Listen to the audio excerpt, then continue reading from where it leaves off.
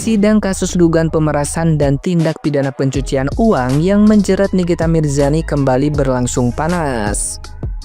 Ketegangan muncul ketika jaksa penuntut umum menghadirkan ahli digital forensik Polda Metro Jaya Rujit Kuswinoto untuk memaparkan hasil ekstraksi data dari ponsel milik Nikita Mirzani. Keterangan ahli justru memicu perdebatan sengit karena data percakapan yang ditampilkan berasal dari bulan yang tidak sesuai dengan waktu perkara. Nikita Mirzani merasa janggal dan mempertanyakan relevansi chat dari Juni hingga Oktober 2024, sementara perkara yang disangkakan terjadi pada November 2024. Ia menilai hal ini berpotensi melanggar privasi karena percakapan yang tidak terkait turut dibongkar di ruang sidang. Ahli digital forensik menegaskan bahwa proses ekstraksi dilakukan menyeluruh, namun pemilihan data sepenuhnya menjadi kewenangan penyidik. Penjelasan tersebut tidak diterima Nikita Mirzani yang menuding keterangan saksi tidak benar. Suasana kian memanas saat Nikita Mirzani dengan nada tinggi menyalahkan ahli, hingga menudingnya berbohong. Melihat kondisi semakin ricuh, Hakim Ketua Khairul Saleh turun tangan menengahi. Ia menegaskan kembali bahwa tugas ahli hanya sebatas mengekstrak data, sementara keputusan data mana yang ditampilkan menjadi wewenang penyidik. Nah, gimana nih menurut netizen yang terhormat? Silahkan berkomentar ya. Ada apa sih Bapak Ahli? Bapak Ahli, biasain tahu kronologi awal dong. Di briefingnya cuma pertengahan ya, cuman jelek-jeleknya aja gitu. Maksudnya dikasih tahu cuman pertengahan aja, tapi nggak sedetail dari awal pertama mulainya seperti apa. Please, buat para ahli jangan mempertaruhkan profesi kalian di depan persidangan ya. Bicaralah yang benar, sesuai alur ceritanya seperti apa. Ingat ya, kalian punya keluarga. Nanti kalau ternilai sama rakyat Indonesia bahwasanya kamu nggak fair, nggak malu untuk anak-anak kalian, saudara-saudara kalian, teman-teman kalian, bahkan tetangga kalian. Udah jelas-jelas NM dimintain tolong. Aduh, nggak paham lagi ya. Kita kembali dibuat terbelalak oleh saksi ahli di sidang Nikita Mirzani yang dihadirkan oleh JPU. Bukan karena keterangan isinya, tapi karena ketidakpahaman mereka terhadap kasus ini secara menyeluruh. Jadi Sahabat Cendol, 2 minggu lalu sampai hari ini ya, tanggal 11 September 2025, saksi-saksi ahli yang dihadirkan masih unyu-unyu, gemes, sadis.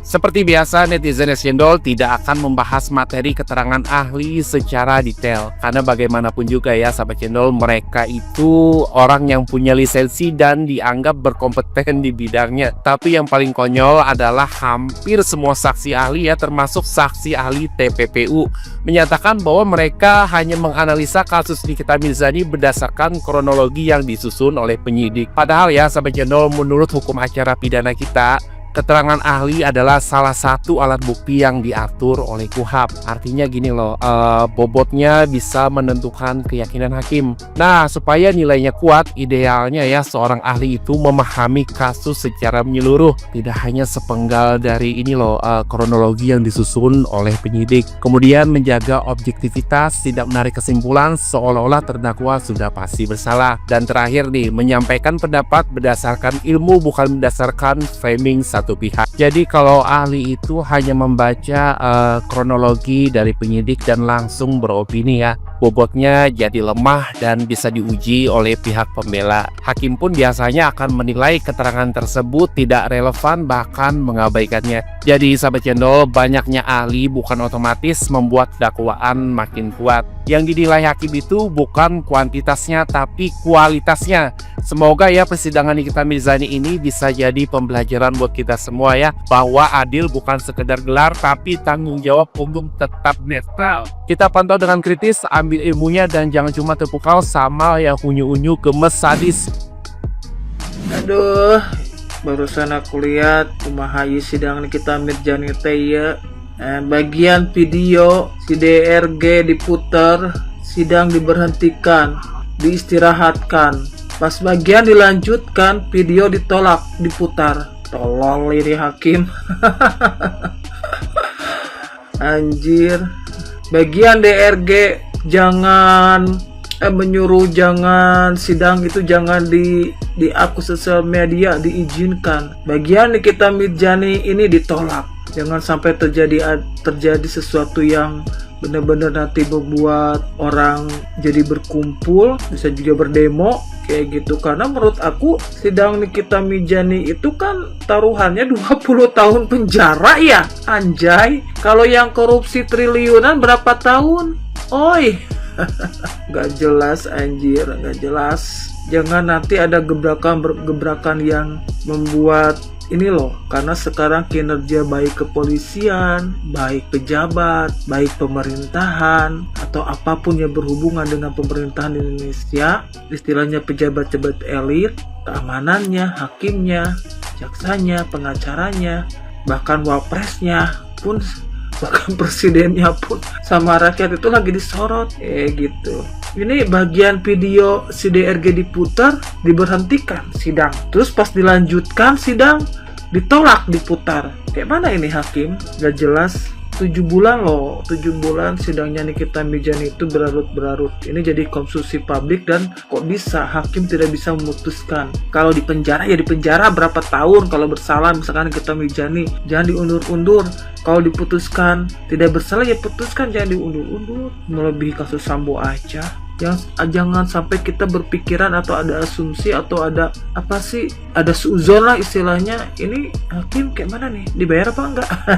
Kayak gitu lah. Lagian kredibilitas seorang dokter si DRG aja itu sebenarnya harus dipertanyakan juga, karena BPOM juga udah menjelaskan bahwa produknya si DRG ini bermasalah.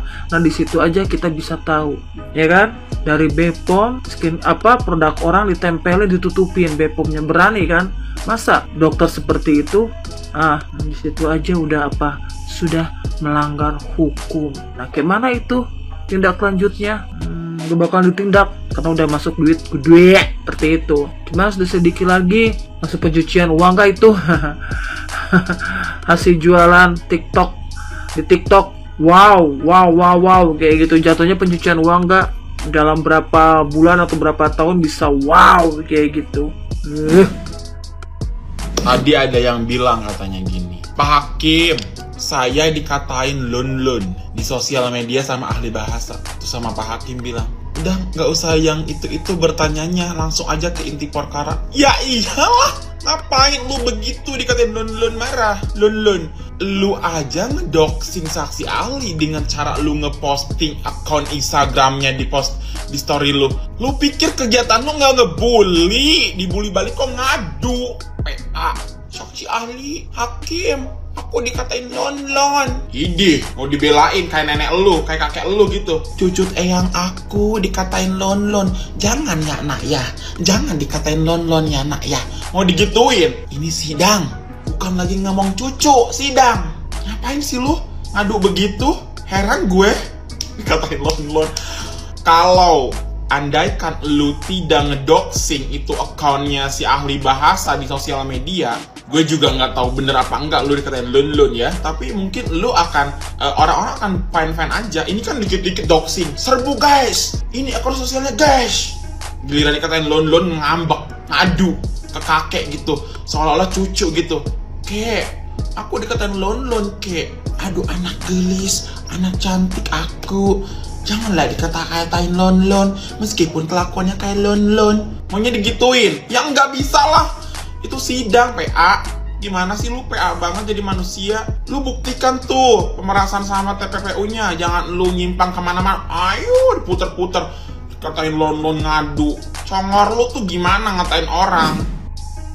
Oke, mungkin kalian semuanya sudah menyaksikan persidangan pada hari ini, pemeriksaan saksi ahli PPATK terkait dengan pasal TPPU atau tindak pidana pencucian uang.